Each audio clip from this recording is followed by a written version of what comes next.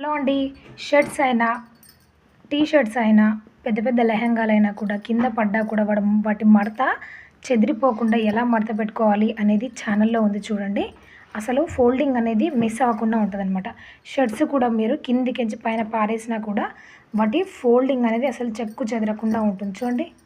ఇట్లా and pant కూడా మీరెంత కింద పడేసినా కూడా వాటి ఫోల్డింగ్ అనేది చెక్కు చెదరదనమాట. అండ్ ఇట్లా హెవీ లెహెంగాస్ ఉంటాయి కదా, వీటిని ఇంతింత ఇలాగ ఫోల్డ్ చేసి ఇట్లా పెట్టారనుకోండి, ఇంత స్పేస్ బీరువా మొత్తం కూడా ఈ ఫ్రాక్లకే సరిపోతుందనమాట. అలా కాకుండా నేను చెప్పిన విధంగా మడత పెట్టుకున్నారనుకోండి, అంత హెవీ లెహెంగాస్ కూడా ఇంత సింపుల్గా మడత పెట్టుకోవచ్చు. కింద పడ్డా కూడా ఇవి చెదిరిపోవన్నమాట.